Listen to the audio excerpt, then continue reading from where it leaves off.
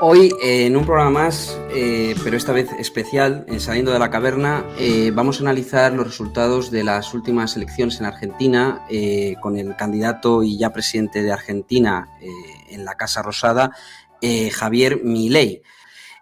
Para ello vamos a contar con la inestimable presencia de tres grandes intelectuales, cada uno en su campo y en su área, para analizar un poco, no ya la victoria de Milei, sino el contexto geopolítico en el que se ha dado, las repercusiones, y un poco hablar de libertad, con letras mayúsculas, liberalismo, pero sobre todo libertad. Contamos con el profesor don Miguel Ancho Bastos. Un placer, profesor Bastos. Buenas tardes a usted y a la compañía, al señor Moras y al señor Rivas. Profesor en la Universidad de Santiago. Contamos también con don Nicolás Morás, un periodista de amplia experiencia en medios como Libertad Digital, Televisión, aquí en España, y que hoy, es el dueño de uno de los canales en habla hispana sobre libertarismo, sobre geopolítica, sobre economía, más importante, llamado Los Liberales, con 700.000 suscriptores. Asimismo, él dirige una plataforma educativa, Academia Libertaria, para enseñar sobre las ideas de la libertad. Un placer tenerte, Nicolás. Muchísimas gracias por la invitación, Pedro. Me honra estar aquí con ustedes y quiero aprovechar la oportunidad para agradecerle públicamente al profesor Miguel Ancho Bastos por todo lo que nos ha enseñado y en particular a mí toda la bibliografía que he recibido gracias a sus conferencias y bueno, la amabilidad con la que siempre se ha dirigido a mí, que hace muchísimos años, cuando yo era un imberbe jovencito de 15 años, ya conversábamos ahí en liberalismo.org y los foros de Facebook. Muchas gracias por la amabilidad. Y también contamos con Colin Rivas, decir que su plataforma su canal fue vetado de YouTube por su discurso políticamente incorrecto y tiene su plataforma de vídeos en Colin Rivas Show. ColinRivas.show en español, ColinRivas.tv en inglés, y estoy los fines de semana con Alex Jones haciendo cosas de gamusinos. Quiero decir que Nicolás Morás, además es colega, es uno de los mejores, si no el mejor que hay ahora en el Gulag digital de investigadores y periodistas que hay. Es obligación estar suscrito al canal de Nicolás Morás, Los Liberales.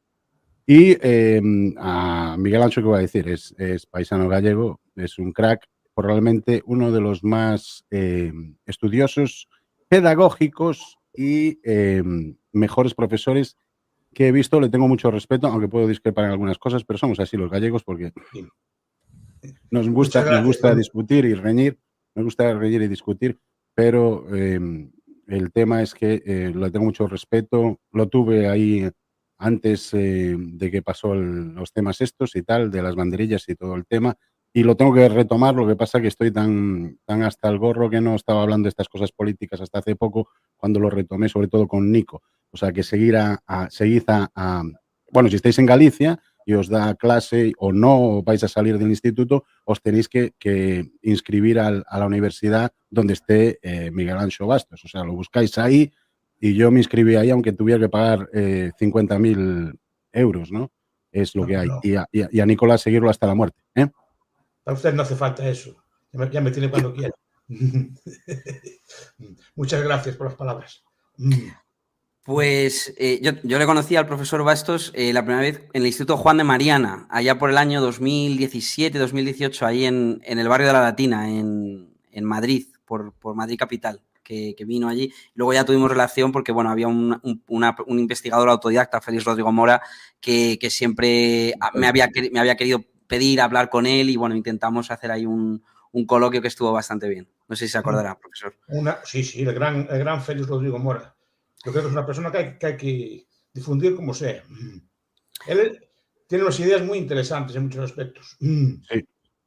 Pues Pues me gustaría brevemente, para que cada miembro de la audiencia pueda tener su punto de vista, que vosotros hagáis un poco una breve intervención acotada de momento, luego ya voy a hacer un debate más abierto y flexible, pero dando vuestro punto de vista brevemente sobre el tema Milei, Argentina y la relación con la cuestión liberal, libertaria. Tiene usted el primer turno, profesor Anso Bastos.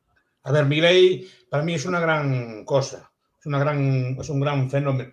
No sé qué políticas saldrán de ahí, porque no, como decía Mosca, y el gobernante no gobierna solo, gobierna con una clase, gobierna con un grupo de personas, y no sé hasta qué punto las personas que rodean o están con Milei, pues comparten su ideario. Yo creo que él comparte el ideario, ¿eh? Yo solo lo veo, lo percibo cuando lo oigo hablar, cuando lo veo, sí que él cree, y sus medidas van en esto. Ahora no sé qué entusiasmo tendrán los que están en él. Entonces no sé qué va a salir de ahí, ni sé qué resistencias puede tener dentro del Parlamento, dentro de la Judicatura, pues dentro de la policía, dentro de los gobernadores, dentro de su propio partido, ¿no? Eso no sé qué saldrá. Ahora, el fenómeno en sí no tiene precio. Después Colin nos ilustrará sobre Trump, pero es el mismo fenómeno, es un fenómeno parecido al de Trump en el mundo hispano. Abre debates que no se habían abierto antes. No, sí, eso sí. Y escucho a jóvenes o a jóvenes argentinos, yo por suerte le doy clases argentinos también aquí en Galicia, que vienen así de intercambio, así. Normalmente eran los más aguerridos defendiendo la izquierda, los más aguerridos defendiendo el socialismo. Ahora al revés.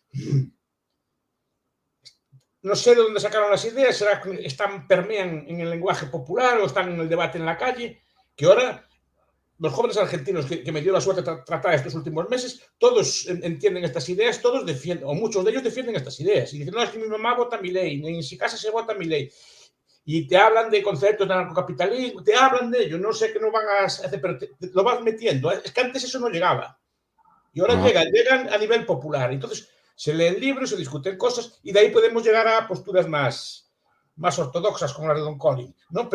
Pero primero tienen que llegar a cosas de este estilo. Yo creo que eso no tiene precio. Es como una propaganda gratuita y es como unos mira Dios a ver. Lo ves, perdona que interfiera, lo ves a Milei como positivo en el lado del marketing nuestro, del liberalismo. Ese marketing hace falta, que se discutan estas ideas. Y sobre todo, que se vea que estas ideas pueden ser vendidas y se pueden ganar elecciones con estas ideas. Que ya sé que la mayor parte del pueblo argentino no es anarcocapitalista ni siquiera liberal. Ya sé que el liberalismo de muchos es superficial, es como un barniz. Pero con que haya 10 o 15.000 argentinos que entiendan estas cosas ya es bastante. Y esto sí que se va a conseguir. Pero yo repito, mi visión de la política no es como hacen los de la nueva derecha francesa, es metapolítica.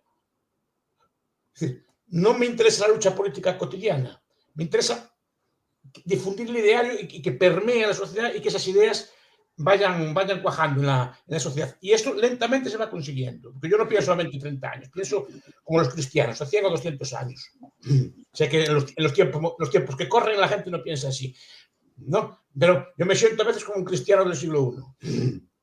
Ya llegará el momento. Pero hay que plantar las bases. Pero mientras hacemos... Nicolás. Bueno, yo estoy absolutamente de acuerdo con el profesor en lo que dijo respecto a que nuestra misión es largoplacista. Todos los cambios y las evoluciones sociales y culturales son paulatinos y cuando son abruptos, bueno, se genera una reacción también casi inmediata y puede haber varios problemas. Generalmente los que quieren cambios abruptos, los aceleracionistas, tienden a recurrir a la ingeniería social. Pero no coincido en la valoración positiva del fenómeno Milei, o al menos parcialmente. ¿Por qué? En primer lugar, yo creo que si algo va a demostrar este experimento político es la validez, como recién citaba a Mosca el doctor Bastos, de la ley de hierro de las oligarquías, de la teoría de la elección pública de Buchanan y de lo que han expresado los libertarios más radicales sobre la imposibilidad de que el Estado se limite a sí mismo. En ese sentido me parece interesante, me parece un fenómeno muy, muy apasionante para observar, incluso para generar más anarquistas a partir de la decepción que sobrevendrá. Pero por otro lado, yo observo cómo cuando se han asociado términos como liberal o, bueno, el neologismo, ¿no? Neoliberal, tan impreciso y ambiguo, a experiencias políticas fracasadas con elementos autoritarios, etcétera, se ha hecho muchísimo daño. Por eso se llegó a un consenso de izquierdas en la Argentina y en buena parte de América Latina a principios del siglo XXI. Porque en las dictaduras militares más sanguinarias, aquellas que nosotros sabemos perfectamente que vienen del imperialismo, que vienen del injerencismo de la política exterior norteamericana que denunciaba Rothbard, había economistas que decían, bueno, nosotros somos liberales, estamos tomando medidas liberales, y no lo eran medidas intervencionistas, en el mejor de los casos con algunos elementos monetaristas, pero llevadas adelante por dictaduras terribles, o luego por gobiernos muy corruptos. Bueno, luego de eso entonces el liberalismo pasó a ser mala palabra, y lo era hasta hace pocos años. Es, por supuesto, que una buena noticia que ya no lo sea y que se despierte el interés en el liberalismo, en el anarcocapitalismo en muchas personas, pero tener este oxímoron que es un presidente anarcocapitalista cuyas primeras medidas son subir drásticamente impuestos y que ya desde la campaña comienza a demostrar lo que la política es, y no nos sorprenderá a nosotros, una constante sucesión de mentiras y contradicciones, yo creo que terminará generando un fenómeno de rechazo y de repudio social a estas ideas masivo, y es algo que me inquieta y que me duele. Debemos considerar, y cierro con esto, no quiero extenderme mucho más, que lo que vemos hasta el momento, además de una drástica suba de impuestos, la reinstauración del impuesto a las ganancias, que con la inflación abarcará más gente, que le quitará el 35% del salario a quienes ganen apenas un sueldo equivalente a $1.000, además de subir el impuesto país, además de subir las retenciones a las exportaciones, observamos otras cuestiones naturales de la permanencia en el poder y de acoplarse a lo que Milei llama casta, como mantener al funcionario más corrupto e intervencionista del gobierno anterior al frente de la aduana, ni más ni menos. Ayer anunció una serie de decretos de desregulación, de los cuales la gran mayoría no van a poder llegar a fructificar, porque tienen que pasar por el Congreso y va a encontrar muchísimos obstáculos. Si es así, yo digo, ¿por qué no fue un poquito más ambicioso y en vez de derogar artículos puntuales de leyes, derogó leyes enteras? Que hay 36.000 en Argentina, uno de los países más legislados del mundo. ¿Por qué no deroga la aduana en vez de continuar con el funcionario peronista en la aduana que restringe las importaciones a un nivel prácticamente soviético? Yo creo que este hombre es mucho más pragmático de lo que parece, es mucho menos loco de lo que dicen sus detractores, y está construyendo desde el pragmatismo más obsceno una estructura de poder que nada tiene que ver con la libertad, que es lo que pidieron muchos de los que confiaron en él y muchos de los jóvenes que señala el profesor Bastos. Sí, Colin. Yo quiero añadir nada más eso de Nico. A mí me parece muy bien la observación y lo entiendo a Miguel Ancho, porque llevan tantos años ahí, incluso en la universidad, para arriba, para abajo, cuesta dinero. Ves gente, por ejemplo, como Nicolás, otra vez que tengo que decir, uno de los, si no es el mejor periodista, sobre todo de su camada. Y bueno, es que no hay periodistas hoy, porque son todos... No exageres, Colin, no exageres que me ruborizas. No te empalmes, campeón. Ya te mandaré ahí un vino. Pero yo quería decir de Milei, y es simple, o sea, yo no tengo que ir a los impuestos ni nada, ¿no? Además, ya sabes que fue el único que lo entrevistó de habla hispana de Europa, y se vio en la entrevista que es bastante bocachanclas, ¿no? Entonces yo tuve la oportunidad de lidiar con él y con Karina, sobre todo, ¿no? Pero bueno, aparte de esas vicisitudes que tiene que ir a mear hasta con Karina y tiene que ir a comer con Karina y todo eso, que no lo veo mal, y no lo veo mal incluso que haya hecho una secretariada de esas para ella, porque él depende mucho de la chavala, ¿no? Es como su madre o algo así para todas las decisiones, ¿no? Pero el problema es que, y yo sé, también lo pongo como pregunta y como debate para Miguel Ancho también, que él es un experto de verdad y es un erudito en esto, un sabio no solo gallego, sino de toda España. Y probablemente de Europa, porque yo me mezclo con gente europea y no tiene la sabiduría que tiene y el poder de argumentar. Hace muy bien las analogías nuestro querido Miguel Ancho Bastos, ¿no? El catedrático. Es que las reformas estructurales hay que hacerlas cuando la gente tiene pasta, cuando hay una época de bonanza, cuando la gente está sin blanca, como ahora en Argentina, es perverso, lo sabemos, el Estado, que los empobrece, y después, claro, buscan este timing, le llamamos inglés timing, no sé cómo se dice en español, para ahora poner un liberal, digamos entre comillas, y ves, las políticas liberales no funcionan. porque van a joder a los libertarios, ¿entiendes? O sea, las políticas ahora no tienes que ser liberal en este aspecto, ¿entiendes? Porque lo único liberal que podría ser es, o sea, destruyendo el Estado completamente. Pero sería una catástrofe porque el Estado es perverso. Entonces, esto se tenía que haber hecho antes. Y ahora han puesto a Milei para, por ejemplo, como hizo hoy, que se lo comento, no sé si Nico lo sabe, seguro que lo sabe, ha liberalizado lo del cartel de aviación. O sea, lo peor que le puede pasar a los usuarios. Y además la corporación SSM tiene ahí casi toda la cuota. Entonces, es que está haciendo unas cosas muy, muy raras y en eso que le tomaba la palabra a Miguel Ancho, ahí por lo menos Trump en lo económico supo que no estaba la cosa como para tirar cohetes y dice, bueno, me voy a poner en modo más proteccionista. Digo porque nosotros ya vivimos en esta cárcel, vivimos con los guardas de la cárcel, con los carceleros y todo, o sea, no me puedo ahora ahí escapar de la cárcel, digamos, de este gulag que vivimos del Estado, ¿no? Entonces, no puede aplicar estas cosas que está haciendo, ¿no? O aplica, por ejemplo, cosas de Eugene von Bauer, que podría ser, o de von Mises, pero es que no está aplicando ni eso. Y entonces va a quedar mal. Y lo que dice Nico, estoy 100% con él, ¿no? Creo que he sonado un poco socialdemócrata, pero me refería a que hay que tener el timing exacto para hacer esas reformas estructurales y hacerlas cuando la gente está en época de bonanza, ¿no? Ahora que está fatal, ¿y qué cojones va a hacer? Liberalizar los rollos estos, que no lo está liberalizando, porque Nico está diciendo, está subiendo impuestos para acá. Bueno, después el de las restricciones dijo hoy que ya no lo ponía, después de las importaciones, después incluso la liberación de extranjeros para comprar tierras. O sea, bueno, el judío ese con el que está se está frotando las manos, porque van ahí a comprar todo. O sea, es un despropósito total, ¿no? ¿Cómo veis los dos esto, lo que he dicho yo, Nico y Miguel Ancho, del tema de hay que tener un timing, un momento para hacer estos cambios estructurales? Lo que apuntas es correcto. A ver, los teóricos de la revolución, cuando estudian los estasiólogos, por usar la palabra técnica, cuando hablan de la revolución dice que se da normalmente no cuando la gente está muy mal, sino cuando la gente empieza a mejorar. Y esto es lo que pretende Milei, de pretenderlo es una revolución, porque implica un cambio en la estructura de poder, un cambio en la clase, de llevarlo adelante sería un cambio en la estructura de poder, en las clases dominantes, y sería un cambio en la estructura de propiedad. Normalmente, si se da eso, habría que hacerlo efectivamente cuando las cosas empiezan un poco a... No cuando están bien, sino cuando empiezan a mejorar. Bueno, eso es lo que dicen los expertos. Lo interesante del caso de Milei, aparte de que difunde las ideas, vamos a ver, a mí no me va a defraudar. Yo en la política generalmente no confío. Entonces ya sé que las reformas, pues en el mejor de los casos, eran una cosa así como Thatcher o como Reagan. Cuidado.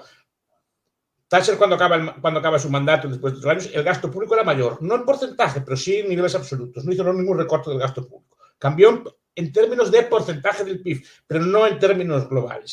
No vayan a pensar que aquello fue ANCAPIA o llegó al libre mercado. Pero también contribuirá a resolver el viejo debate de si para llegar a una sociedad hipotética en el futuro se pueden usar medios políticos, se pueden usar los medios electorales. Ese es el debate. Mi idea es que el cambio social tiene que venir de un cambio cultural y tiene que ser un cambio cultural lento, sosegado y profundo. No puede ser llegar mañana que la gente que no sabe nada de esto mañana se haga ANCAP y vote por una cosa, porque le gusta al señor. No, porque no va a cambiar nada. En cuanto a lo de fraude, va a volver al peronismo o a cosas incluso peores. Es necesario con calma. Por eso uno de los problemas es que no pensamos a largo plazo. Por eso hablo de cristianos y así. No pensamos, queremos ya mañana que llegue el mundo sin Estado, ¿no? Y así por una varita mágica que hagamos así como un gesto y ya está. No. Pero vamos a ver si uno de los gobernantes, por lo menos el que yo conozco, más ideológicamente anarcocapitalistas o más liberales que se vieron en el mundo en los últimos años, por lo menos de retórica, a ver qué consigue hacer. Ojalá me equivoque también. Ojalá me equivoque. Bueno, Pedro, yo respecto a lo que comentaba Colin, sí. Mira, Colin, yo estoy totalmente en contra de cualquier tipo de proteccionismo, pero parece que Milei va para eso, aumentando retenciones a las exportaciones y otras rarezas y excentricidades del sistema vigente en la Argentina. Por supuesto que topará con muchísimos anticuerpos propios de un sistema que no quiere ser limitado, pero yo creo que él tampoco tiene la voluntad genuina de limitar drásticamente el poder del Estado.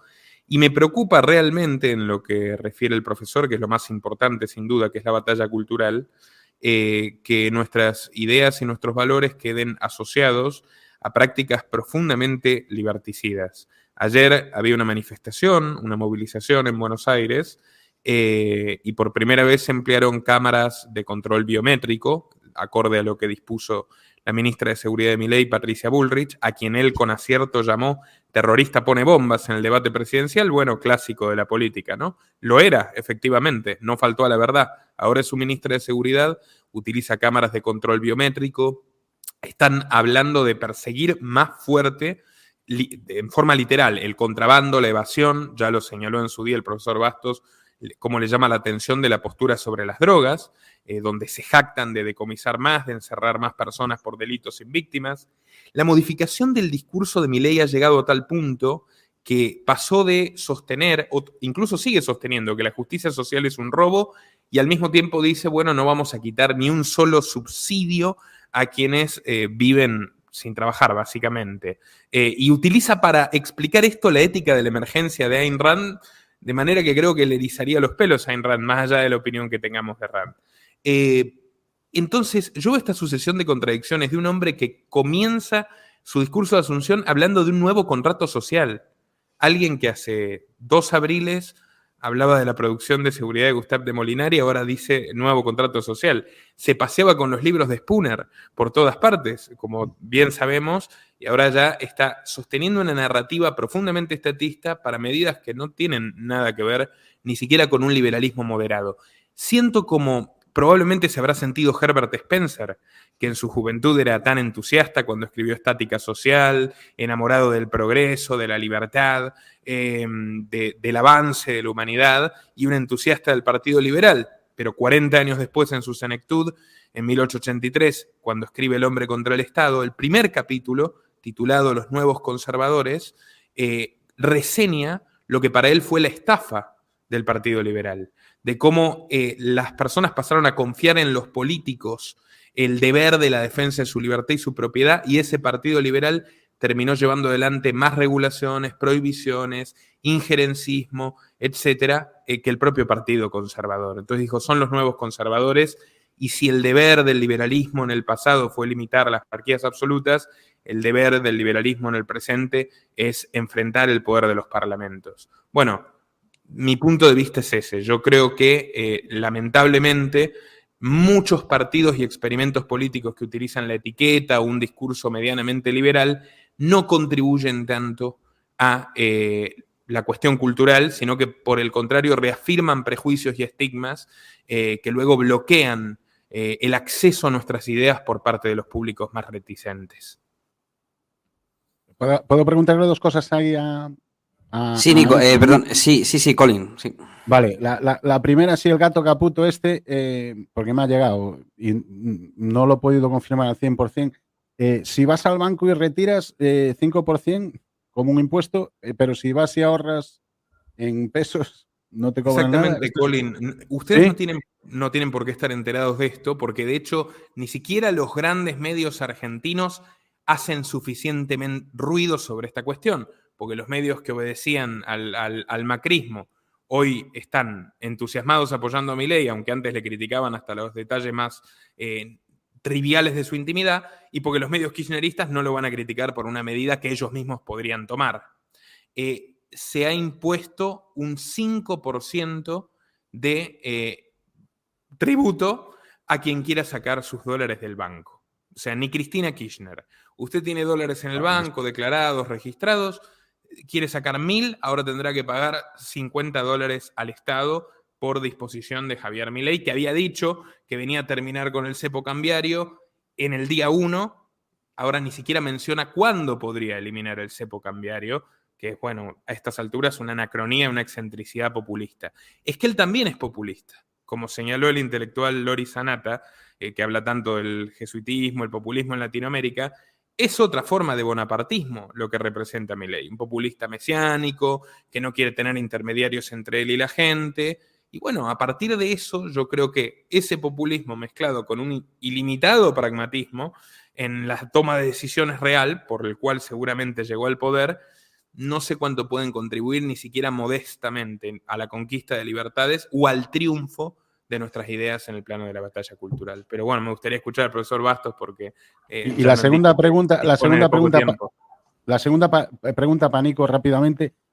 ¿En Argentina puedes ir a una tienda y usar euros, dólares, lo que sea, el peso tal, o está prohibido y solo puedes usar pesos?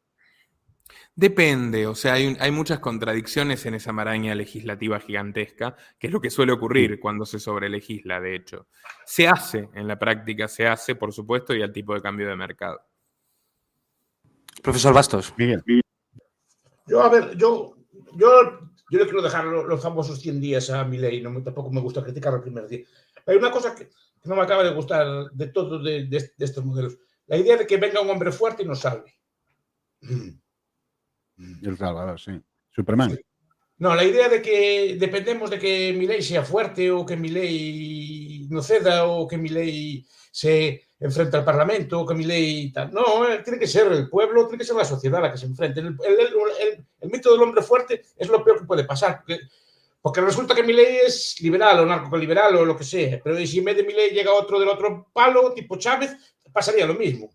No es bueno que un hombre pueda cambiar un país. No es bueno. Aunque sea en la buena dirección.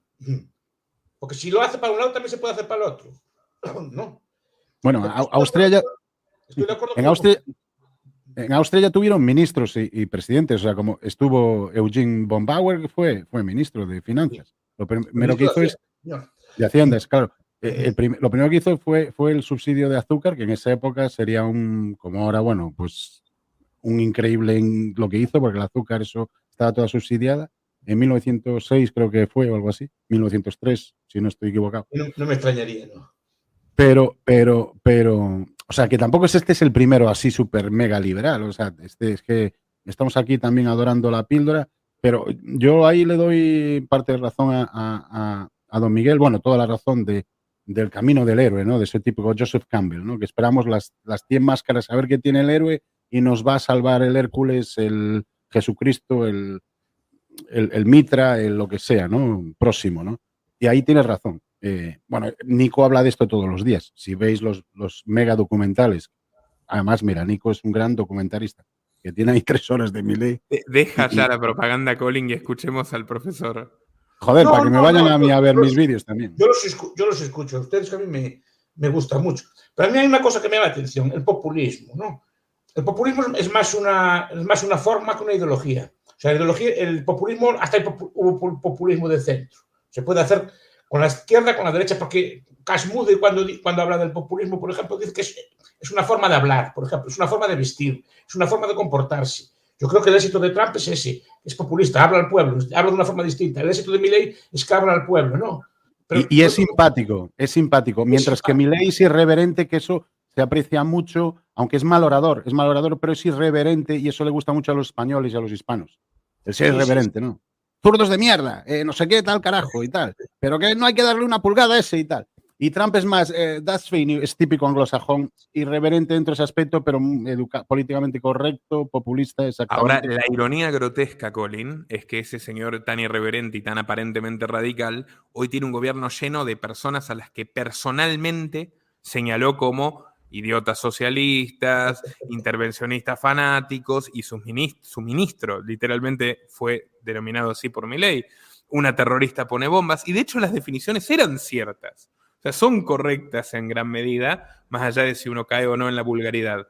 Pero bueno, o sea, se impone la moderación obligatoria y no sé hasta qué punto eso va a repercutir. Pero bueno, profesor, usted... Es que hay un punto que me interesa mucho, que no sé, ustedes que dominan mejor los medios que domino yo, que se pueden vender ideas libertarias al pueblo. Es decir, porque Milei precisamente no ganó porque dijera que voy a hacer reformismo moderado, que voy a hacer levantar el cepo pero poquito, o que voy a levantar un poquito las regulaciones. Él vendió un lenguaje de anarcocapitalista puro contra la casta, pero defendiendo sacrificios, recortes, todo tipo de cosas. Eso es lo que él dijo, que no había plata, etc. Y se puede vender. Eso también es una lección para aprender. Nuestras ideas no tienen por qué ser necesariamente impopulares. Porque yo cuando hablo de estas cosas, que eso no hay quien te lo compre, eso no hay quien te lo quiera, eso no puedes convencer a gente con estas teorías, no, etc. Sí, Tienes que ser como más moderado, etc. No, al revés. Si Milei fuera moderado, fuera centrista, si no estaba ahí. Y estas ideas tienen venta. Lo que pasa es que hay que profundizar en ellas y hay que explicarlas, pero por lo menos que haya una minoría de gente que sepa de esto. Ahora, esa minoría puede explicar estas ideas, venderlas bien y hacerlas digerir por la gente. Exacto. Y el 99% de la gente es libertaria, pero no lo sabe.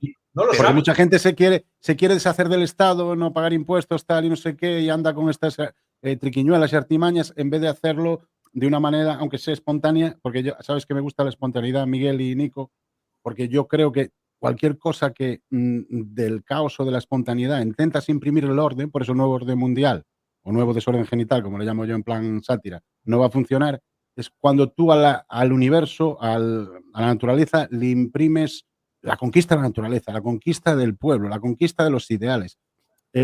Tú no puedes hacer orden del caos, ni orden de la espontaneidad, porque el universo es hiper espontáneo y ya está a su manera ordenado. Tú no es como los alemanes, ponen todos los coches amarillos en un lado, los coches azules en otro. Tú no ves así los planetas, ni ves así las plantas, ni los bosques, pero todo funciona en armonía. Perfecto. Entonces, ya cuando tú quieres ordenar algo que es espontáneo, ya entras en una guerra. Es una guerra bélica que vas a perder tú y el universo, porque tú eres el universo y tú mismo. Yo sé que esto es muy trascendentalista y filosófico, pero hay que también imprimir dentro del libertarismo y del anarquismo libertario, anarcocapitalismo, una filosofía, ¿sabes? De cómo llevar a los niños, de cómo vivir la vida. Tienes que vivir la vida como un anarquista, como un anarcocapitalista, como un trascendentalista zen como yo, lo que sea. Porque los países que tienen más liberalismo, que suelen ser, obviamente, los anglosajones, en este caso Inglaterra y Estados Unidos, son los que tienen más libertad. Pueden llevar armas, pueden defenderse, se protege más la propiedad privada entre ellos, son más comunales. Mira los Amish, por ejemplo, los Quakers, etcétera, etcétera. Pero eso no lo puedes hacer en España. También son los que tiraron las bombas nucleares en Hiroshima y Nagasaki, los campos de concentración para japoneses, la segregación racial legal obligatoria, las leyes de sodomía hasta el año 2002 y la vigilancia masiva al orden del día. Pues también ese es el problema. Hayek nos aportó muchísimas cosas muy valiosas. Ahora, en su faceta política, Hayek le recomendó a Margaret Thatcher bombardear población civil en Buenos Aires para economizar costos de guerra. Y eso es lo que queda de Hayek para los que no somos liberales o los que no pertenecen a la escuela austríaca o quienes se aproximan por fuera. Milton Friedman va a quedar como el asesor de Pinochet, el que desapareció 3.000 personas y cuando le preguntaron por una tumba comunal contestó impúdicamente, bueno, es una perfecta economía del espacio. O sea, yo realmente me preocupo por la... Yo creo que mi ley incluso es un instrumento, si vamos al caso, para preservar el sistema. Durante el encierro masivo, que en la Argentina fue el más largo del mundo, estuvo más de un año y medio, promovíamos activamente, incluso amenazados por la política, cuando comenzaron a perseguir las redes sociales, a buscar regular los discursos, la desobediencia civil. Y eso se vio reflejado. Llegó un momento donde querían volver a encerrar a la gente y los comerciantes, como les sugeríamos insistentemente, muchos libertarios con cierta llegada al público, los comerciantes dijeron, bueno, ya está, nosotros abrimos, todos abrimos. Aunque nos digan que hay que cerrar, abrimos todos juntos porque no hay suficiente policía y no hay suficientes inspectores para cerrarnos. Y así fue como prácticamente se abolió de facto y socialmente esa medida de corte chino en distintos distritos del país. Ese sentimiento antisistema sobre el cual, por supuesto, crece exponencialmente la carrera política de Milei, está siendo desactivado ahora. Incluso estamos viendo personas que ya estaban imbuidas de ideas anarquistas, voluntaristas, partidarios de la desobediencia fiscal, de la desobediencia civil, ya sea más estilo Thoreau, Karl Hess o Álvaro Dors, como le gusta al profesor, ahora dicen no. Hay que darle la oportunidad al gobierno, hay que apoyar al gobierno, sube los impuestos, pero es por poco tiempo, hay que tener paciencia. La represión estaba mal cuando lo hacía Fernández, pero si la hace Milei, podemos considerar. El cepo cambiario antes era totalmente pernicioso y debía ser levantado en forma inmediata, pero ahora no, ahora hay que esperar porque si lo levantamos de un día para el otro es un caos. Y no hay ni un solo austríaco, ni hay un solo economista de corte liberal en este gobierno. De hecho, ha purgado a su propio círculo personal. Y bueno, desde mi punto de vista, cuando esto fracase, va a ser identificado como el fracaso del liberalismo. Y en el mientras tanto, la casta de la que habla Milei ha encontrado una manera de acomodarse muy contenta en una nueva administración, donde hay elementos macristas, elementos peronistas, nostálgicos de las dictaduras militares, y ni un liberal. Todos los que dijo que iba a poner, no sé, Martín Krause, que todos lo conocemos, en educación sigue esperando. Prefirió poner un perfil mucho más estatista. Bueno, las medidas que tomen estas personas van a ser identificadas por la población como el fracaso de esa promesa de libertad que nos vendieron. Va a decir, nos prometieron el liberalismo, esto es el liberalismo es un fracaso. Ese es mi mayor miedo y es lo que realmente me moviliza tanto a criticar al gobierno de Milei. Porque además me tomo que el anarquista liberal tiene el deber de criticar cualquier gobierno y especialmente al que sea más parecido a su discurso, porque es ahí donde mostramos que el Estado es una máquina criminal per se, independientemente de quién lo maneje o independientemente de cuáles sean los dogmas que declama. Profesor, usted, precisamente, pero lo que me llama la atención de esto es que para justificar sus medidas va a usar liberales, pero que si la gente llega a esos liberales, se va a dar cuenta que lo que está haciendo Milei no es lo que dicen esos liberales. Además, me temo una cosa, que haga, bueno, un gobierno reformista o lo que sea así, cuando tenga otras elecciones, vuelva a radicalizar el discurso, pero eso para mí es una cosa positiva. Porque demuestra que hay un cambio de mentalidad, que lo que tiene que venderle a la gente es eso. Porque lo que decían antes ustedes es correcto. Dentro de cada uno de nosotros hay un anarquista. Eso me lo decía también una señora argentina. Me decía, no, es que mi mamá al oír a Milei dice, yo siempre fui libertario y no lo sabía. Es que esta es la clave. Yo estas ideas, yo que soy más viejo que ustedes, estas ideas yo las tenía intuitivamente, pero nunca las había visto explicadas formalmente, nunca las había visto desarrolladas pues, con una argumentación sólida, con una argumentación académica. Entonces, cuando yo llegué a la universidad me decían que todo lo que yo creía era falso, todo lo que creían mis abuelos era falso. ¿Por qué? Porque me faltaba, digamos, el razonamiento, que tampoco es esencial, ¿no? Pero te da cierta seguridad, pues tener un razonamiento económico sólido detrás, un razonamiento político sólido detrás, tener unos argumentos, tener unas escuelas de pensamiento que te explican este tipo de cosas y te las racionalizan, y te da cierta seguridad intelectual que te permite enfrentarte a los otros. Y esta es la virtud que se hace. Es decir, que esas ideas que la gente tiene intuitivamente, ahora se despiertan, y no solo se despiertan, es que se pueden racionalizar. Y la herramienta la está dando el propio Milei. Por eso estoy diciendo, yo entiendo la lógica que seguramente les de fraude. Pero yo veo a una persona que estuvo sola mucho tiempo, que no sabe que no había nadie con quien hablar antes de llegar al internet y estas cosas así, y de hablar con ustedes y cosas por el estilo. No, es que no había con quien hablar. Exacto. Literalmente. Después se crearon pequeñas comunidades, pero ya nos conocemos personalmente, pero no había con quien hablar. Y que ahora veas a un señor diciendo lo que tú estudiaste así, haciéndolo formal, diciéndolo, propagándolo a todo el mundo, eso no tiene precio. Porque, de acuerdo, mucha gente no va a llegar, pero algunas personas, sobre todo jóvenes, van a llegar. Yo este año tengo 4 ANCAPs en clase, pequeños, 17 años, o sea, 18 años que empezaron este año. Nunca había visto tal cosa. Porque ya vienen de estas cosas y eso no tiene precio. Porque esos chicos, aparte de estudiar la carrera normal, pues van a tener unas lecturas, van a tener una serie de años que pueden tener discusiones, foros, pero con un nivel más elevado, más allá del sentido común, ¿no? Y eso no tiene precio, porque es hacer semilla para el futuro. Por eso digo que esto no tiene precio. Eso sí, es lo que valoro, no todo es negativo en esto. No, a veces también somos hipercríticos, sí, somos... Uno de los defectos es que como el otro ya una cosita que se pase un poco, ya lo estamos comiendo, ¿no? Nico le va a quitar el veto de 100 días a Miguel Ángel. No le quito, yo no tengo esperanza tampoco. Además, estos serán a lo mejor los casos como Reagan, una cosa así. Pero profesor, el cambio cultural profundo, que alguien llegue a ser verdaderamente anarcocapitalista, tiene mucho más que ver con los pocos valientes que se cuentan con los dedos de una mano, como usted, que se han dedicado a darnos durante años la información, los libros, las recomendaciones, y por supuesto cada uno de nosotros ha ido poniendo su granito de arena. Es un fenómeno impersonal, y el riesgo de personalizarlo en este hombre es que nuestras ideas y nuestros valores van a terminar hipotecados. Pero igual entiendo lo que dice, está muy bien. De hecho, yo creo incluso que muchos de los que hoy apoyan con entusiasmo a Milei, sin profundizar en sus ideas, si profundizan un poquito, luego van a venir hacia nuestro espectro más radicalizado. Claro. Estoy totalmente radicalizado. Pero por eso hay que marcar las antinomias, por eso hay que marcar las contradicciones, para poder profundizar en nuestras ideas y que haya, aunque sea algunos, que puedan llegar, digamos, al horizonte más Pero consecuente o si era 1% de consistente. 100.000, antes era 1% de 100.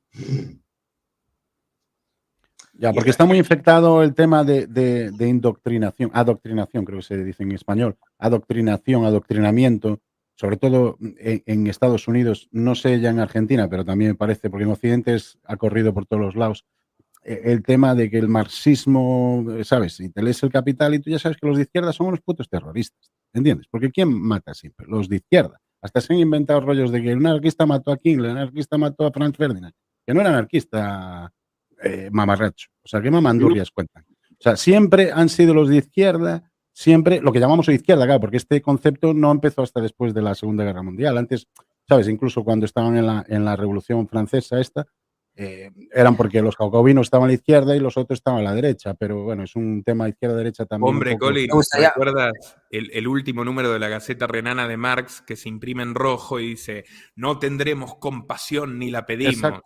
Llamado a la sangre, ¿no? Y los criminales los sanguinarios transhexagónicos de la vieja sociedad que muere y la nueva sociedad que nace, ¿no? Si lo hubieran leído Marx, yo creo que muchos realmente de los izquierdistas, incluso los que fueron ayer en la manifestación de Buenos Aires, no estarían ahí. O sea, y es verdad que sobre esas personas también hay que apuntar.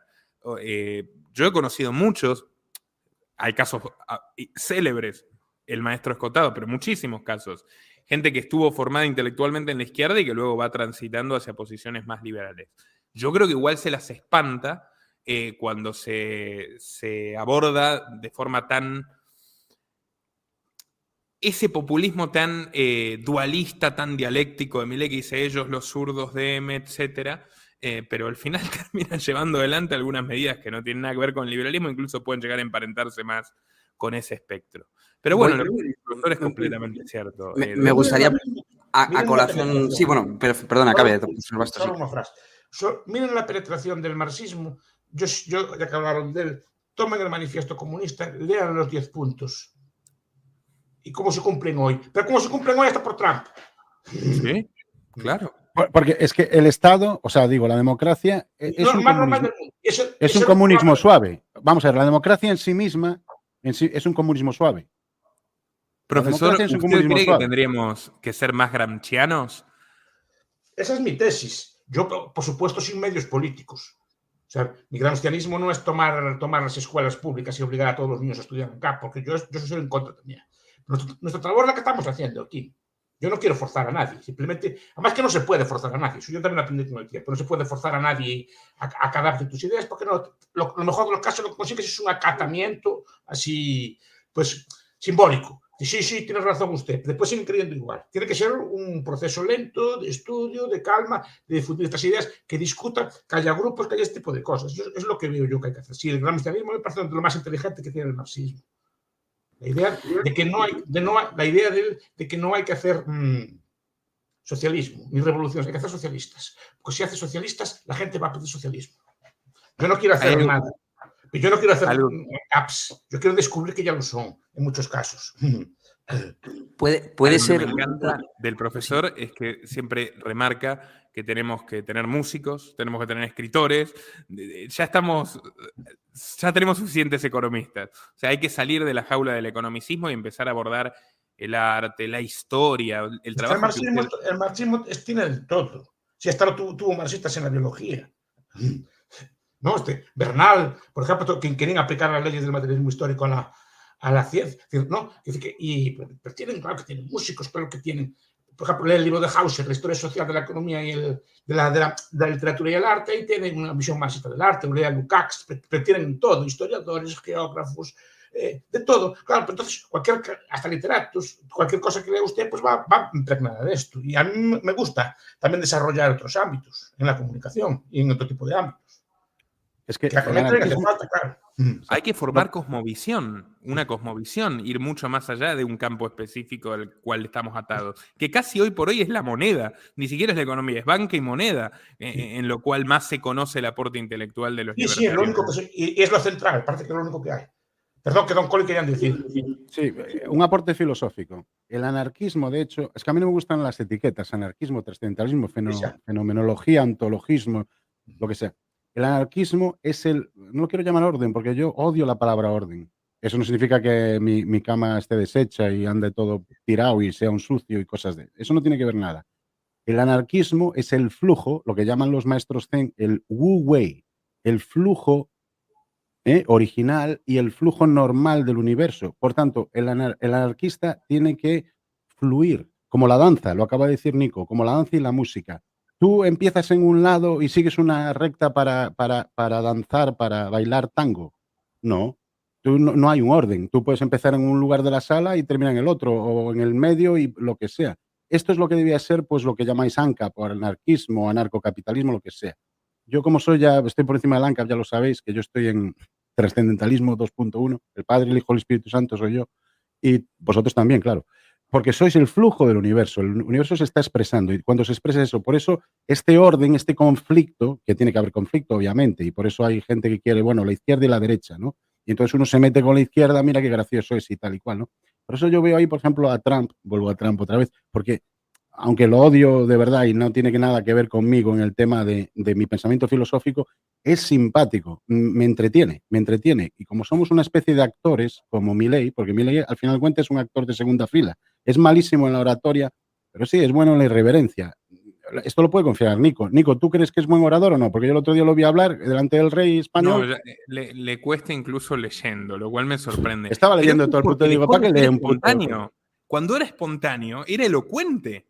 Cuando era más espontáneo, era más elocuente. Ahora que es político, está coacheado, muy limitado en el debate con Massa. Igual esto es una ironía, Colin. En el debate presidencial que tuvieron con Massa, Massa lo destruyó. Pero, sin embargo, el efecto social fue favorable para Milei. Porque lo vieron a Milei tímido, principiante, desencajado, no tan preparado, y Massa, bueno, lo destruyó porque era un político profesional. Y lo que la gente estaba buscando no era un político profesional, era alguien que se parezca a ellos. Y entonces al final el resultado del debate lo benefició a Milei. Pero ahora está demasiado, ya creo que atado, ¿no?, por el marketing político. Como si estuviera en un sarcófago ya, que no puede decir del todo lo que piensa, todo lo tiene que leer, en fin. De todas formas, va a seguir siendo divertido, creo yo.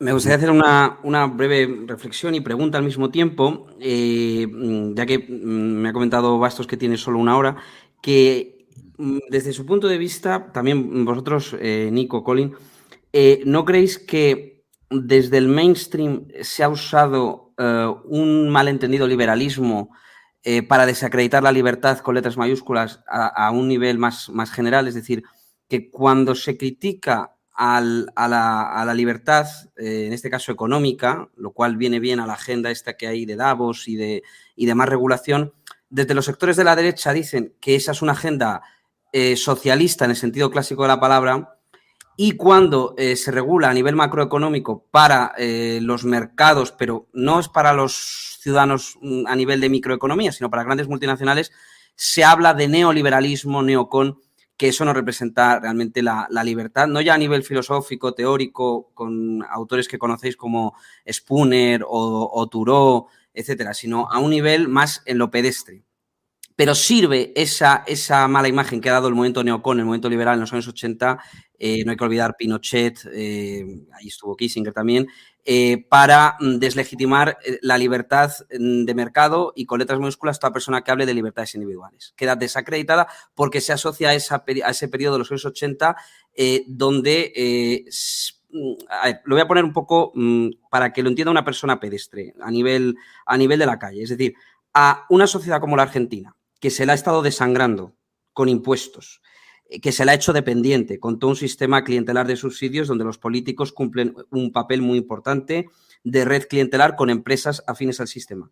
Si viene alguien como Milei con un discurso parecido al de Thatcher o Reagan y dice, voy a quitar, por ejemplo, las ayudas al transporte público, un bono de estos gratuitos que tenía la gente, un bono de estos de tren, ¿eso en qué aumenta la libertad del ciudadano medio argentino? Sin embargo, consigue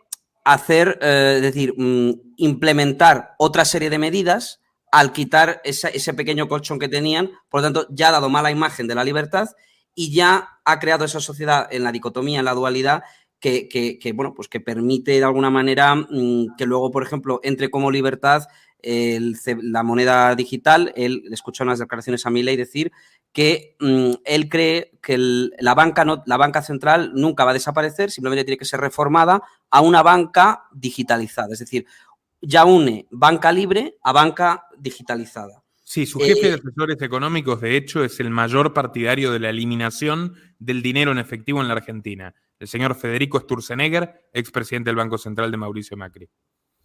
Sí, no, pero es que en nombre del neoliberalismo se hicieron muchas maldades, ¿no? Tampoco supimos combatirlas. Yo tampoco es que sea neoliberal, precisamente. Pero en nombre del neoliberalismo, por ejemplo, se privatizan empresas preparadas a las amigotis.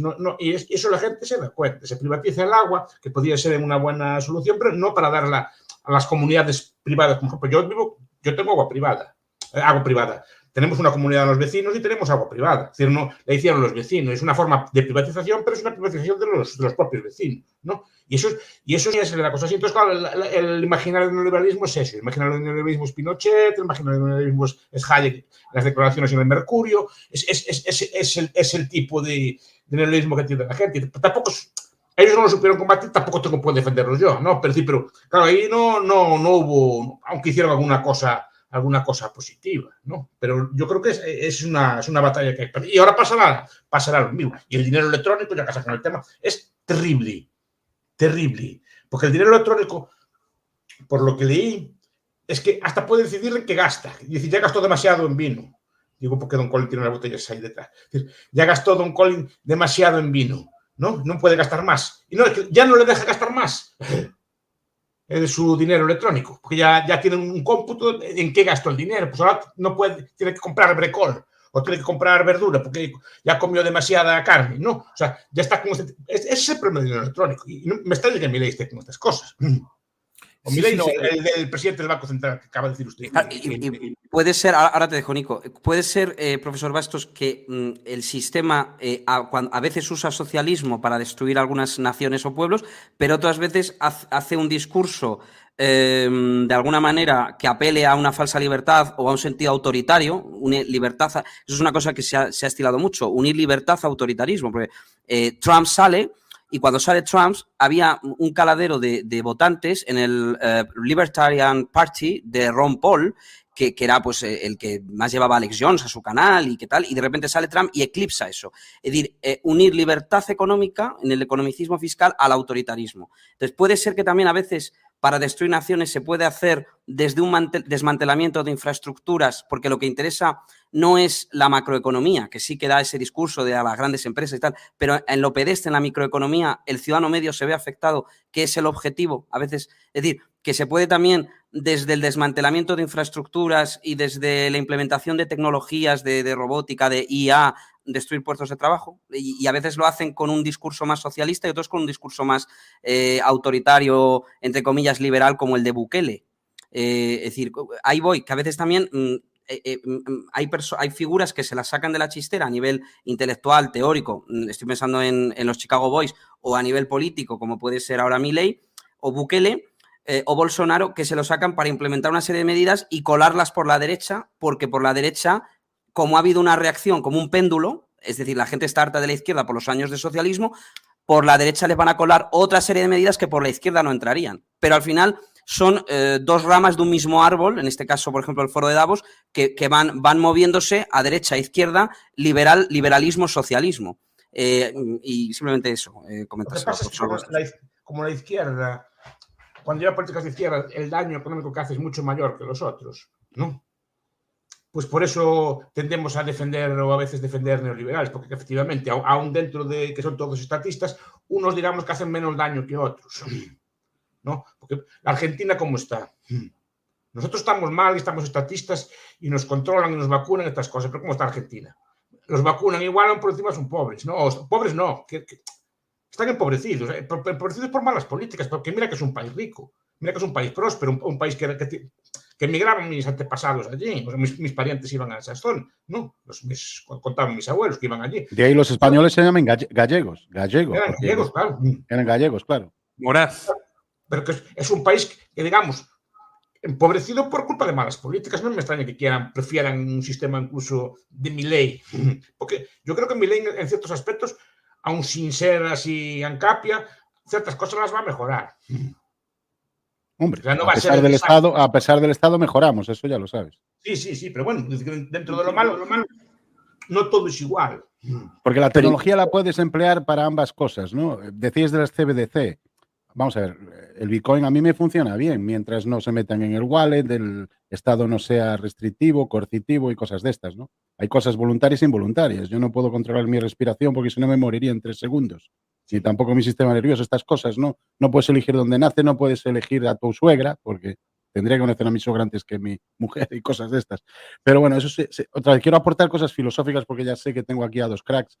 Y quiero otra vez mencionar a Nicolás Moras, los liberales en YouTube ahí, y a nuestro querido Miguel Anxo Bastos, que estás en Compostela, ¿no? Enseñando. Crack eres tú, que tú vas de malotti, vas de muy malo, y después eres una persona de muy profunda cultura. Acabas de ver... ¿Qué pasa? Es que yo creo que es una pose tuya de ir de malotti, así de malotti vigués, ¿no? Me está desvelando los secretos ocultos del No, porque yo acabo de escuchar, cita Campbell, cita el Tao, está citando un montón de cosas haciéndose así como que es muy malo, ¿no? Que es así que va de lenguaje así de rapero, ¿no? Es que el capullo del Nico me está dejando quedar mal. Empieza ahí a citar a toda la escuela austríaca, la de Viena y la persa, y hasta Lao Tse, y ya quedo yo aquí, macho, como de gángster de la calle. No, por ejemplo, Joseph Campbell no lo cita cualquiera. Y usted haciendo así como que no conoce nada. Pero ves tú cómo lo conoces. Yo lo tengo controlado. Lo que pasa es que su rollo es como el de Trump. También va así como de muy malo, después es una persona culta. Yo acá no lo tengo como una persona... Pero también quiere tener esa pose populista, esa pose popular. Pero incluso no estáis de acuerdo que en un sistema de check and balance y contrapoderes, separación de poderes, como Estados Unidos, alguien que es verdaderamente bueno... No, pregunto, no, al revés. Digo que alguien que es verdaderamente bueno no busca el poder. Es decir, que es inherente al hecho de buscar el poder y querer mandar sobre los demás, que no solo no te debes a tus propias ambiciones individuales, sino a algún tipo de intereses que te han puesto ahí. Es decir, por eso digo, me parece muy ingenuo pensar que alguien, ya solo por hecho de querer tomar el poder desde dentro para hacer algo bueno. Eso es la cuestión que yo me gustaría, plantearos, y de verdad, desde la mejor de las intenciones, que muchas veces el discurso liberal, o esa palabra ya muy bastardeada, liberalismo, puede ser un caballo de Troya, como por ejemplo, ya me gustaría preguntar a Nico, desde tu punto de vista, Nicolás, todo el tema del foro de Davos, de la inteligencia artificial, en la línea del historiador Yuval Noah Harari, el tema de las CBDC, los bancos centrales, yo no he escuchado a Javier Milei una crítica a los bancos centrales y la importancia en la historia de los bancos, cosa que, por ejemplo, a Murray Rothbard, en su libro sobre la banca, sí que le había escuchado criticar cómo fijan los tipos de interés. Es decir, es algo que no se habla, que no se debate en los ambientes, entre comillas, liberales. Y sí, es un rothbardiano muy extraño realmente. Podríamos empezar por su adhesión fervorosa al Estado de Israel y al sionismo. Se ve que se salteó todo lo escrito por el gran Rothbard sobre el tema, pero seguir con lo económico y con muchas cosas o por su maestro, Venegas Lynch. Que Venegas Lynch en Estados Unidos contra Estados Unidos es bien más crítico, ¿eh? Exactamente. O sea, no, se ha salteado. Yo lo tengo aquí, a Estados Unidos, firmado por Venegas Lynch. Estados Unidos contra Estados Unidos. Pero sí, por supuesto, toda la cuestión, además de ignorar el imperialismo de los Estados Unidos, es terrible. Pero tu pregunta era sobre Davos. Yo creo que Milei, el Foro de Davos está muy orgulloso de haberlo tenido, de tenerlo como miembro. Ahora, de hecho, va a ser una gira, que para mí es la gira del mal. O sea, va a ir a Davos, al Vaticano y a Israel. O sea, al Vaticano con quien dijo que era el hijo del maligno o algo así, el representante del maligno en la tierra, el Papa Francisco, a pedirle perdón y a darle un abrazo e invitarlo a Argentina. Y luego de visitar a Schwab, que tiene una estatua. ¿Ustedes sabían que Klaus Schwab tiene una estatua de Vladimir Lenin en la oficina? El presidente del Foro de Davos. Sí. con la cabeza Tiene una así. estatua de Lenin en la oficina. No sé si será por lo del exilio en Suiza, que comparten, o por qué, pero se me hace que por el lado de la planificación totalitaria. ¿Y qué pasa con los chinos? ¿Qué pasa con los chinos y Pelucas? Luego Israel, ¿El sí, Pelucas? ahora también le pidió disculpas a China y necesita el dinero del swap. Pero todo esto me recuerda como cuando el profesor le dio ese repaso monumental a Monedero sobre la ley de hierro de las oligarquías y ahora, bueno, nos toca en nuestro espectro. No somos ajenos tampoco. Pero bueno, tendríamos que aprovechar al profesor por el tiempo que le queda. ¿No te parece, Pedro? No, yo no escucho ustedes, que yo ya poco puedo decir, ¿no? Díganos algo. Hablan de a mí eso de Davos me interesa mucho. No es un tema que domine mucho, esto de la cuarta, de Gran Reset, que lo leí hace poco, de Schwab y la cuarta revolución. Me parece un libro que no dice nada. No sé por qué le dieron tanto bombo. Son libros vacíos de todos, como la cuarta revolución industrial. Dice, esto va a cambiar el mundo. No vale nada. Ni como teórico, no dice nada original, no dice nada interesante, ¿no?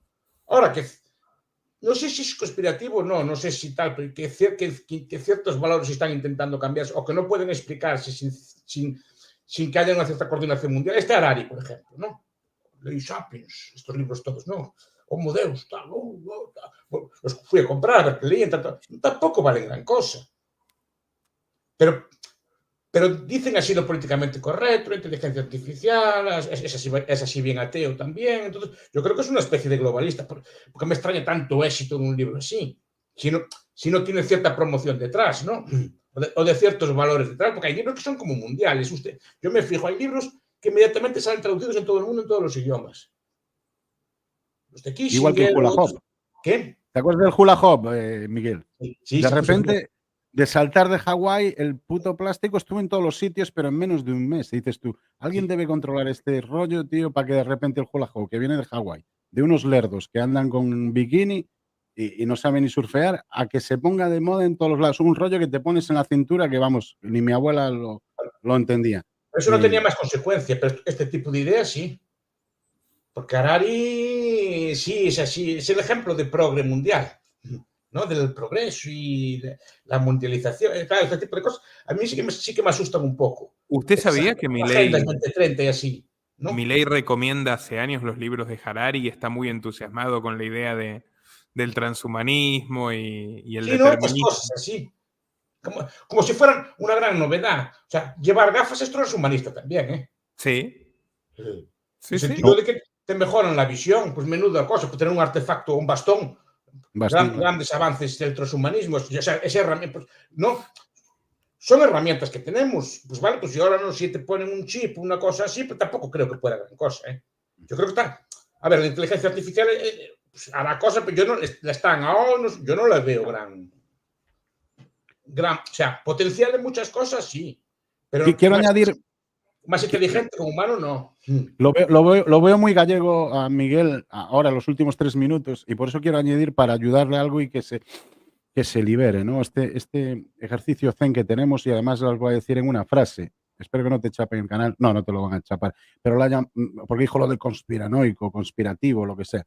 A mí ya esto llega un momento que me la rasca. Perdón mi lenguaje, porque yo respeto mucho a don Miguel y a Nico, y sé que en eso quieren ser como Anguita, de que yo tengo que hablar con silencio para qué tal. Yo ya lo digo así de claro. La mayor teoría de la conspiración es que el Estado te protege, la farmacia te cura y los medios de intoxicación masiva te informan. Esa sí que es una puñetera teoría de la conspiración. Y lo demás el profesor Bastos conoce obras como La historia oculta del mundo de Paul Koch, ¿no? Sí, me consta. Tengo bajo mi biblioteca. Y me gusta leer libros de esas conspiraciones. O sea, hay una... Es que conspiración es siempre, hasta en la familia. En tu familia, Miguel, intentas conflicto, joder al otro. Las feministas estas todas gordas y feas y con el pelo azul así, a lo chachabraga, charos, ¿de dónde cojones vienen? Porque no se pudieron tirar a sus padres, porque tenían... Goli, que nos pueden tirar el vídeo. No puedo decir eso, perdón. No, es que es una enfermedad mental el feminismo, es tremendo. Bueno, pero no... Se puede argumentar mejor y no decirlo así. Bueno, ya, es que no sabía, porque ahora quería ser un poco gamberro, ya que me dijiste que era tan culto, ahora quiero bajar un poco. Quiero preguntar al profesor Bastos. Por ejemplo, el de Koch es un libro muy interesante, que yo lo recomiendo mucho, porque no solo es un libro académico, o sea, no es el típico libro de realismo mágico, así que cuenta así cosas de Magonia y cosas por el estilo, ¿no? Sino que tiene erudición y sabe las cosas. Es que hay un americano que a mí me gusta ver estas cosas no se atreven a llamar a conspiración, ¿no? ¿Cómo se llama este? Sí, en Getty, también que le gustaba a Alex Jones este libro. They call it conspiracy theory. Sí, ¿Cómo le llaman al autor? No me acuerdo, se lo leí hace poco también. Está traducido en español. Profesor, ¿qué opinión le merece la trilogía de Anthony Sutton, el historiador británico, Wall Street y los bolcheviques, Wall Street y el auge de Hitler? Lo leí solo el resumen en castellano, porque el libro es muy... O sea, no tengo acceso a él, pero claro, es un libro de 1000 y pico... Leí el resumen en castellano, pero no es una conspiración, es verdad. Gary Allen. Gary Allen se llama el libro. Lo que explica que la Ford montó plantas en Rusia, y es verdad, y que fue financiada por los bancos de Wall Street, es verdad. Pero es que no lo dice Anthony Sutton, lo dicen los historiadores soviéticos, lo dicen los historiadores de la Unión Soviética. La importancia de... No es nada de Londres. ¿no? Es real, es algo que no se cuenta, porque aquellos eran amigos. La Cruz Roja, el ejército británico, el ejército americano estaba allí en Siberia para apoyar a los 10.000 bolcheviques. Como la conjura con 10.000 pavos, el otro con 8.000, el Lenin, etcétera. Sí. Alexander Parbus, el banquero, el banquero bolchevique, el segundo Trotsky, que termina convirtiéndose en un gran asesor de la República de Weimar. Y bueno, también la conjura de mayo del 68, ¿no? Yo la verdad me transformó la forma de ver. Hay un señor que es muy interesante, que es del círculo de Larouche, de un americano que se llama igual Colin lo conoce mejor, que andan esos que conocen. Tú dices Danny Stulin, Larouche. Coleman. No, Larouche tiene una especie de asociado que se llama Engdahl. Sí, en Alemania. Engdahl. ¿Qué? No sé si lo pronuncio bien. Alemania. Bueno, sí, él está fallecido ahora, solo queda la mujer. Lagouche ha hablado mucho de la persistencia de viejas noblezas en el entorno del Banco Internacional de Pagos, de la nobleza, es decir, de la persistencia de elementos nobiliarios detrás de la oligarquía británica y detrás de las viejas aristocracias europeas que persisten a través del entramado de paraísos fiscales y de la Commonwealth, del control a través de la ley marítima del mundo. Es decir, la City de Londres, es decir, Nueva York, Washington sería simplemente el brazo militar, Nueva York, el lugar donde se procesa la información, bueno, pues donde están los mercados y tal, pero desde la City de Londres sería la base de operaciones. Y Lagouche, Lindo Lagouche, sostiene esa teoría. Larouche, ¿no? Es el mismo que estoy pensando yo, ¿no? Sí, se murió hace poco, era comunista, ¿te acuerdas? Se presentó como político a candidato a presidencia en los 70 y 80. Sí. Estaba en Alemania con Heidi, que era su mujer. También Danny Stulin estaba ayudándola a él, ¿te acuerdas? Harley Slanger, es su historiador de cabecera, que él sostiene que, bueno, pues que, por ejemplo, el brazo intelectual de la oligarquía sería, pues, a partir sobre todo del siglo XVIII, con la restitución de la Compañía de Jesús expulsada, pues serían los jesuitas, y en el brazo financiero, lejos de lo que se cree, que los que aparecen, por ejemplo, Soros y tal, no tienen ningún poder y ningún peso, simplemente serían meros testaferros que firman los cheques y que dan la cara, pero detrás habría unas oligarquías de índole nobiliario de la vieja Europa, concretamente de la Lombardía italiana, que bueno, pues luego fueron migrando a Ámsterdam, fueron migrando a Londres. Pero no me quedan muy claras, Pedro, las rutas estas de migración. Las rutas de la seda occidental. Sí. La distribución del poder es bastante más compleja y obviamente todos tendemos a tratar de simplificar las explicaciones. Obviamente que hay distintos grupos de poder. La nobleza británica conserva todavía, de hecho, formalmente, el rey es el mayor terrateniente del mundo, yo no lo discuto, pero creo que no es que 5 personas se sientan en una mesa a decidir los destinos de la humanidad, sino que deben ser miles de personajes de cuyos intereses entran en pugna, hay consensos, hay peleas, hay errores, los proyectos les salen mal. Pero que estamos diciendo, por ejemplo, cuando Mosca y Pareto hablan de estas cosas, dicen que no puede ser un grupo pequeño de personas, tiene que ser una clase política. Y una clase política no es masiva, pero son unos miles de personas. Y si no, estos señores tan poderosos de los que hablamos, por cierto, Arno Mayer, en la presidencia del antiguo régimen, también comenta algo semejante. No está recientemente, pero dice algo dice En algo. la obra que mencionamos, ¿se acuerda del último debate con Pedro Insúa? Que también estaba Pedro Insúa, estaba un representante de la asociación esta de Félix. Ahí hablamos del libro de Arno Meyer, La persistencia del antiguo régimen, y cómo la Revolución Francesa no habría sido más que una mascarada organizada, bueno, pues por elementos británicos para, de alguna manera, dar esa apariencia de libertad colectiva en base al Estado de Derecho, pero para descabezar simplemente una monarquía que no se sometía a un determinado modelo de banca central. Entonces, el modelo liberal del 19 serían repúblicas, unificación italiana, la unificación italiana, Revolución Francesa, serían repúblicas que surgen para endeudarse con estas noblezas. Pero bueno, esto ya sería un tema que... Antes que tenga que marchar con gran pesar de corazón. Lo que sí es cierto es que la centralización del poder en el mundo, si se centraliza, sí que sería funcional para ese tipo de élites. Quiero decir que si el Estado se centralizara, y a través del cambio climático, por ejemplo, yo no sé si, yo no me meto en esos temas, que yo no opino porque yo no sé de esos temas, ¿no? Pero yo lo veo que políticamente, tal cual, las soluciones que se plantean al problema del cambio climático, no el cambio climático, sino las soluciones que se plantean son soluciones centralizadoras, que haya una especie de ente fiscalizador a nivel mundial que controle el consumo energético de los países. La idea, por ejemplo, de Keynes, de crear el Bancor, ¿no? De crear una moneda mundial, eso también centraliza. Y entonces esas élites de existir lo tendría mucho más fácil. Una última pregunta, profesor Bastos. Ya que he hablado antes de que a veces hay que escoger entre el mal menor y el menor de los males, en este caso Milei o en el contexto americano Trump, en un mundo ideal, en un mundo perfecto, ¿cuál sería, desde su punto de vista a nivel teórico y a nivel práctico, la forma más factible de tener una libertad en el día a día, es decir, en un territorio, emplazado en un territorio concreto? Es decir, ¿cuál sería el modelo? Porque se ha hablado a veces de anarquismo digital, sería posible con Internet.